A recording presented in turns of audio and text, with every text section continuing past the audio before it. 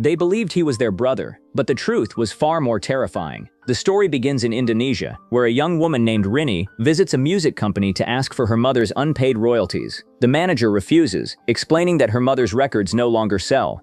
Since she has been bedridden for over 3 years, the company will not pay any more royalties. Disappointed, Rini returns home. She lives with her terminally ill mother, her unemployed father, her grandmother, and her 3 younger brothers.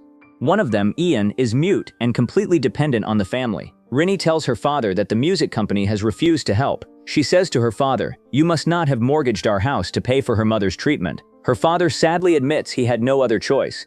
Moments later, Rini's mother rings a small bell, calling for her children. Bondi asks why their mother isn't in a hospital. Rini calmly explains that the family has already spent every penny on her treatment. She then enters her mother's room and finds that she has wet the bed.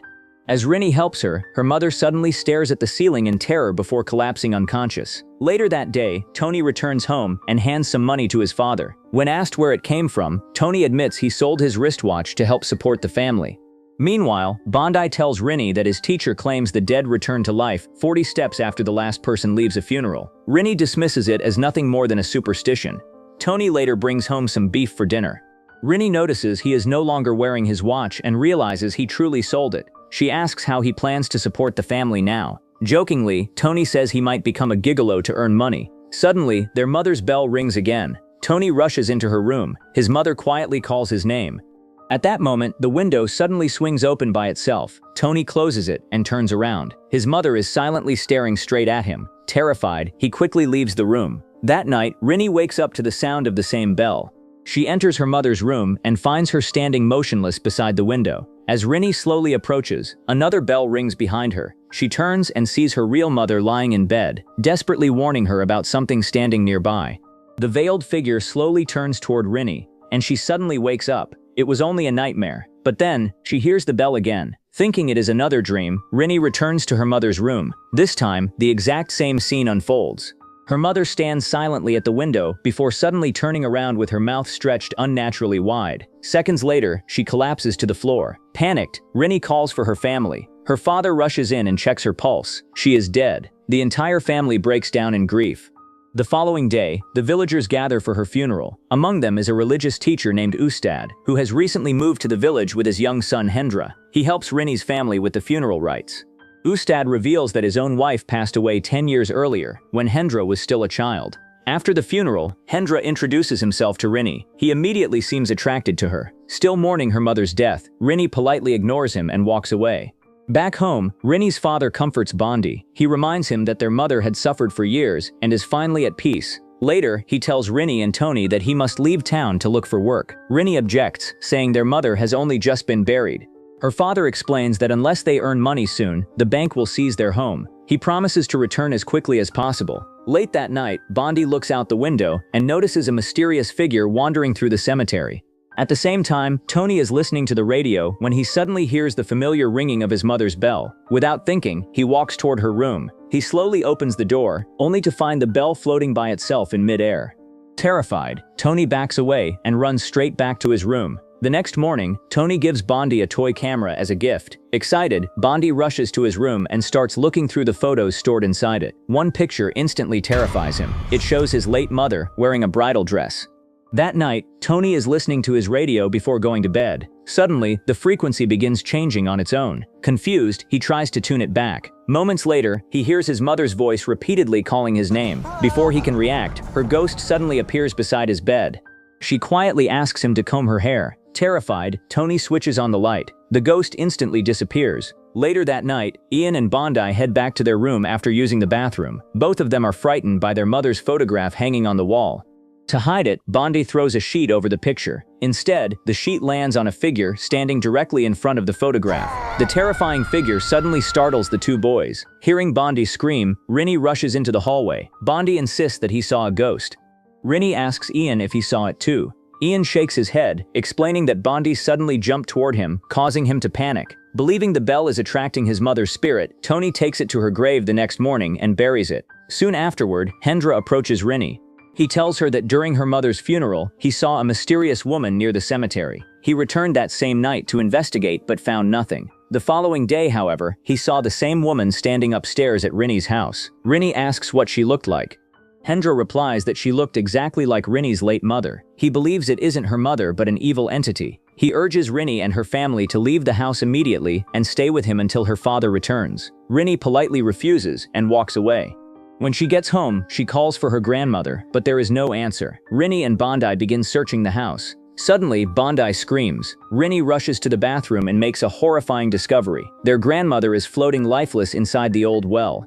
The following morning, news of her mysterious death spreads across the village. Since Rinny's father is still away, the villagers conduct the funeral themselves. Afterward, Hendra reminds Rinny that he had warned her to leave the house. While returning her grandmother's wheelchair to its room, Rinny discovers a letter addressed to Budiman Sialendra. She immediately travels with Hendra to meet him. Handing over the letter, Rinny explains that her mother wanted to send it before she died. In the letter, she had begged Budiman to save her family. Confused, Rinny asks what her family needs saving from. Budiman invites them inside and carefully reads the letter. He then reveals that he and Rinny's mother had been close friends since primary school. Although they were very close, they never became a couple. Instead, she married one of their classmates, Rinny's grandfather. Budiman then reveals another secret. Rinny's grandmother never approved of her father's marriage. Surprised, Rinny asks why. Budiman explains that, in those days, artists were not considered respectable. Years passed, but Rinny's mother was unable to have children. When she later fell seriously ill, Rinny's grandmother became convinced that she had asked Satan, not God, for a child. Rinny refuses to believe such a story. Without arguing further, Budiman hands her an old book about Satan and tells her it contains the answers she is looking for. Meanwhile, Bondi begins behaving strangely. He spends long hours alone and slowly starts distancing himself from the rest of the family. That night, Ian hears strange noises coming from his grandmother's room. Curious, he quietly opens the door. Inside, he comes face to face with his grandmother's terrifying ghost. Horrified, Ian turns to run, but his shirt gets caught on the window latch. As he struggles to free himself, the ghost slowly crawls out of the room. The next morning, Ian is nowhere to be found. Panicked, Rinny searches the entire house before waking Tony. Moments later, she finally finds Ian asleep inside a wooden box outside the house. Relieved, Rinny carries him back inside and scolds him. Later, Tony asks about the mysterious book Rinny brought home. She explains that it was given to her by Budiman, their grandmother's childhood friend. After reading a few pages, Tony discovers something horrifying. The book describes secret satanic cults that promise infertile women the ability to have children. However, there is a terrifying price. The last child must be sacrificed to the cult upon turning 7 years old. Confused, Rinny asks what he is trying to say. Tony slowly puts the pieces together. Rinny is 22, he is 16, Bondi is 10, Ian is 7. He believes their mother kept giving birth to new children so she would never have to surrender the youngest one. Now that Ian has turned 7, he has become the cult's promised child. Tony adds that the cult cannot take him unless the family willingly gives him up. Rinny dismisses the theory as complete nonsense and walks away to feed Ian. Suddenly, their grandmother's wheelchair rolls into the dining room by itself.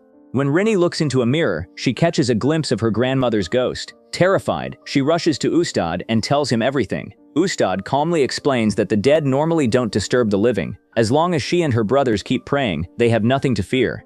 That night, while washing her face, Rinny briefly sees her mother's spirit in the living room. With nowhere else to turn, she begins praying for God's protection, but her prayers seem to have no effect. Meanwhile, Ian, the promised child, watches his grandmother's ghost, silently stalking Bondi. At the same time, Rinny senses her mother's spirit sitting behind her. Not long after, the horrifying apparition attacks.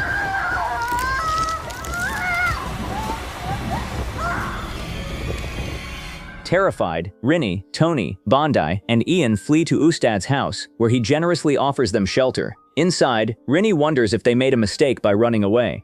If it really was their mother, perhaps they should have asked her to leave them alone. Tony and Hendra disagree. They are convinced it wasn't Rinny's mother at all. It was something far more evil. Rinny asks Hendra what such spirits want. He replies, "They harvest the souls they plant." She then asks if there is any way to stop them. Tony returns to the book. It says the cult can only claim the promised child if the family willingly surrenders him. Then Tony uncovers an even darker secret. According to the book, the women in the cult were never impregnated by their husbands. Instead, they conceived children with the men of the cult. Shocked, Rinny asks what he is implying. Tony points out that none of the siblings resemble one another. He believes each of them may have been fathered by a different cult member. Hendra visits Budiman to collect his latest article. Before handing it over, Budiman urgently tells him, "Take this to Rinny before it's too late." Hendra leaves immediately. To stop Hendra from reaching Rinny, the evil force causes a tragic accident, killing him instantly. Villagers bring Hendra's body home. Ustad breaks down after losing his only son. Hendra has paid with his life simply for trying to help Rinny. Rinny discovers the article that slipped out of Hendra's pocket. Meanwhile, Ustad buries his son with a heavy heart. That night, Rinny sees what appears to be Hendra's spirit standing outside the house. As she closes the window, an invisible force suddenly grabs her from outside. She screams for help. Tony and Bondi rush to save her. Ustad hears the screams but quietly closes his door, refusing to get involved. Terrified, the children decide to abandon the house. Just then, their father finally returns home, bringing them a brief sense of relief. Once inside, the children tell him that their grandmother died while he was away. The news leaves him devastated. He immediately decides they must leave the house for good. He tells everyone to pack their belongings. Later, Rinny confronts her father in his room. He apologizes for leaving the family alone, but Rinny says there is something even more important he needs to explain. She reveals that she overheard his final conversation with their mother on the night she died. She demands to know what he said. Her father finally confesses, "I told her to die peacefully, so our child could live in peace." Meanwhile, Tony takes Ian to the bathroom.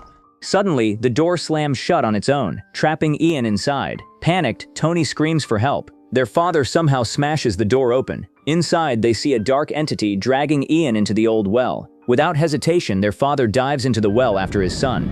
Moments later, he resurfaces with Ian safely in his arms, but something else climbs out with them. Soon afterward, an entire army of the dead surrounds the house. They have come for Ian, the last son of Rinny's mother, who has finally turned 7. Rinny quickly bolts the front door. Tony reminds everyone that the cult cannot take Ian unless the family willingly gives him up. Suddenly, their grandmother's wheelchair rolls into the room by itself. An unseen force hurls it violently against the wall. Everyone is frozen in terror. At the same time, Rinny, Tony, and their father become mysteriously trapped inside a room. While they struggle to escape, a dark figure enters the house to claim Ian. Bondi silently watches the entity approach. Then, at the last moment, he breaks free from its influence and rescues Ian. The evil figure disappears. Instantly, the locked door opens, freeing the rest of the family. Filled with rage, their father storms outside and confronts the dead cultists. He shouts that he will never surrender his son. In response, the dark figure scatters strange seeds across the ground before disappearing into the night with the rest of the cult. The following morning, the family packs their essential belongings and decides to celebrate Ian's 7th birthday before leaving the house forever.